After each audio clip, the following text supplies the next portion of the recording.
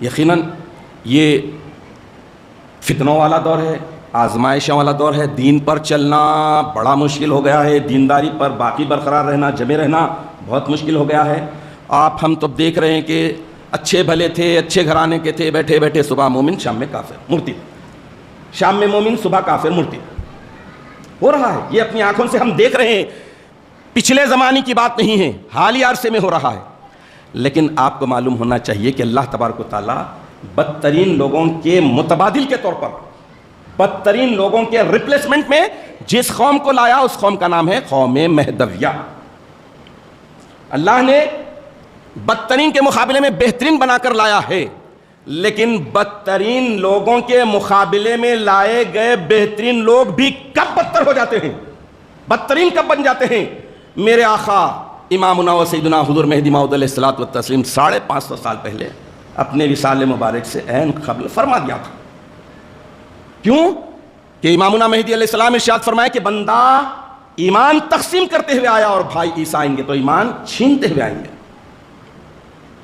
بدترین کے مقابلے میں بہترین بنائے جانے کے باوجود بدترین کب بن جاتے ہیں؟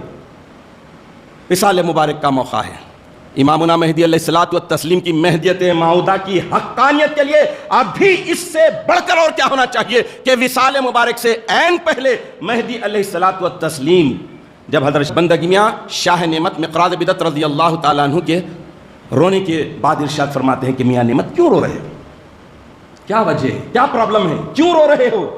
انہوں نے عرض کیا کہ میران جی جب آپ ظاہری طور پر اس دنیا سے جب پردہ فرما لیں گے تو ہم بے یار و مددگار ہو جائیں گے، یتیم و یسیر کی طرح ہو جائیں گے، آپ کے دیدار سے ہم جو اپنی آنکھوں کو محظوظ کرتے تھے اس سے محروم ہو جائیں گے میران جی۔ کفن دفن کی بات جب مہدی علیہ السلام کرے تو سبھی افسردہ ہو گئے، دلگیر ہو گئے، سب کو اندازہ ہو گیا، لیکن حضرت شاہ نعمت رضی اللہ تعالیٰ عنہ سے رہا نہیں گیا۔ انہوں نے عرض کیا کہ میران جی اب تو ہم یتیم و یسیر ہو جانے والے ہیں، بے یار و مددگار ہونے والے ہیں۔ مہدی علیہ الصلوۃ والتسلیم اس موقع پر ارشاد فرمائے کہ میاں نعمت بندہ بھی موجود ہے، بندہ بھی ہے، تم میں موجود ہے، اور بندہ اس وقت تک رہے گا، پوائنٹ ٹو بی نوٹڈ، بندہ اس وقت تک تم میں رہے گا جب تک کہ تم بندے کے مدعا اور مقصود، بندے کے میسج کو، پیغام کو اپنا مقصد حیات بنا کر رہو گے۔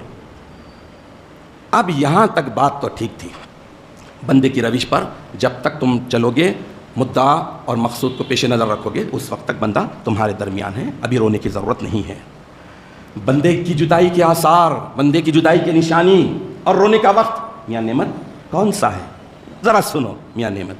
مہدی علیہ السلام ارشاد فرمائے کہ بدترین لوگوں کے مقابلے میں بہترین بنا کر بھیجے گئے قوم مہدویہ بھی جب بدترین ہو جائیں گے تو ان کی نشانی کیا ہوگی، ان کے آثار کیا ہوں گی، ان کی پہچان کیسے ہوگی؟ تو امامنا مہدی علیہ السلام ارشاد فرمائے کہ اللہ تعالیٰ کی یاد اور اس کی طلب جب تمہارے دلوں سے نکل جائے تو میاں نعمت وہ وقت رونے کا ہے، وہ وقت تم اعلیٰ ترین بہترین جو مقام تمہیں جو عطا کیا گیا تھا وہ چھین لیا جائے گا، وہ مقام سے تم گرا دیا جاؤ گے اور بدترین لوگوں میں تمہارا شمار ہوگا۔ کب؟ اللہ کی یاد اور اس کی طرف تمہارے دلوں سے نکل جائے۔ پھر ارشاد فرمائے کہ بدترین لوگوں کے مقابلے میں بہترین بنائے جانے کے باوجود جب بدترین ہو جائیں گے تو اس کی دوسری نشانی یہ ہے کہ دنیا والے تم سے عداوت، نفرت، دشمنی یہ کرنا چھوڑ دیں گے اور تم کو تکلیف دینا چھوڑ دیں گے۔ یہ تمہارے بدترین بن جانے کی نشانی ہے، یہ بن جانے کا اثر ہے۔ اس کے بعد امامنا مہدی علیہ السلام ارشاد فرمائے کہ مالدار اور دنیا دار کا میلان تمہاری طرف شروع ہو جائے گا، اٹریکٹ، دنیا والے اور مالدار دولت والے تمہاری طرف اٹریکٹ کرنے لگیں گے۔ تو سمجھ لو کہ تم اعلیٰ ترین مقام کو کھو دیے، بہترین جو قوم بنا کر بھیجے گئے تھے اس مقام کو تم اپنے ہاتھوں سے کھو دیے۔ کیوں؟ اپنے کرتوتوں کی وجہ۔ پھر امامنا مہدی علیہ السلام ارشاد فرماتے ہیں کہ تمہارا نفس حب الشہوات، شہوتوں کی محبتوں سے معمور ہو جائے گا، بھر جائے گا، شہوتیں، لذتیں، اس سے جب تمہارا دل معمور ہو جائے گا، بھر جائے گا، تو سمجھ لو کہ تم جو اللہ تعالیٰ نے تمہیں اعلیٰ ترین قوم بنا کر بہترین لوگ بنایا تھا اس سے تم محروم کر دیے جاؤ گے، اس سے گرا دیے جاؤ گے، بدترین لوگوں میں تمہارا شمار ہوگا۔ حاصل یہ کہ ذکر اللہ کرنا، اللہ کی یاد کرنا اور دیدار خدا کی طلب جو بندے کی دعوت کا اصل مدعا ہے تم سے جاتا رہے گا تو یقین کر لو کہ بندہ تم میں نہیں ہے، رو، جتنا رونا ہے رو۔ یہ امامنا مہدی علیہ السلام کب فرما رہے ہیں؟ 19 ذی-القعدہ سن 910 ہجری، 550 سال کے طویل عرصہ پہلے مہدی علیہ السلام بتا دیے۔ آج کیا ہو رہا ہے میرے بھائیوں؟ آج یہی ہو رہا ہے۔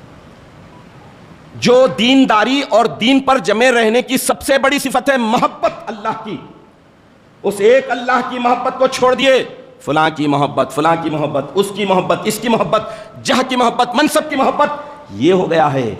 اور سب سے بڑھ کر یہ کہ مخالفتوں پر بوکھلاہٹ میں آ جانے کے ڈر سے حق گوئی کو چھوڑ دیا گیا۔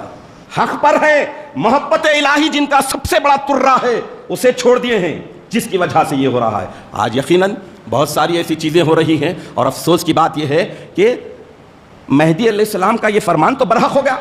مہدی علیہ السلام جو فرمائے تھے کہ دنیا والے مالدار تمہاری مخالفت کرنا چھوڑ دیں، تم کو تکلیف دینا چھوڑ دیں، آج دنیا دار مالداروں کے پیچھے پڑے ہوئے ہیں۔ اور افسوس کی بات یہ ہے، بلکہ اللہ کا شکر ادا کرنا ہے کہ مہدی علیہ السلام کا فرمان برحق ہو رہا ہے۔ منافقین سودے بازی کر رہے ہیں، آئین کو توڑ رہے ہیں، مہدویہ اصولوں کو توڑ رہے ہیں، دھڑلے کے ساتھ کسٹم آف مہدویہ کے ساتھ کھلواڑ کر رہے ہیں۔ اس کے باوجود وہ اب جب ہماری جماعتوں میں آتا ہے تو اس سے زیادہ بدبخت، اس سے زیادہ بدترین وہ لوگ ہیں جو اس کی سپورٹ میں ٹولے بنا رہے ہیں، گروپ بن گیا کر رہے ہیں۔ عزیزان محترم، یہ کوئی کسی پہ الزام نہیں ہے، آپ ہم سب دیکھ رہے ہیں کہ حالیہ عرصے میں سب سے بڑا جو دھکا لگ رہا ہے منافقین کا ہے۔ ایک ہی وقت میں ایک ہی زبان سے اجمیر کے خواجہ جی بھی حق، بنارس کے بالا جی بھی حق بولنے والے مہدی علیہ السلام کی تعلیمات کی دھجیاں اڑانے کی جسارت حماقت کر رہے ہیں، جس کی وجہ سے جو مرتد ہو گئے ہیں، جو منافق ہیں، جو منکر ہیں، انہیں موقع مل رہا ہے۔ کیوں؟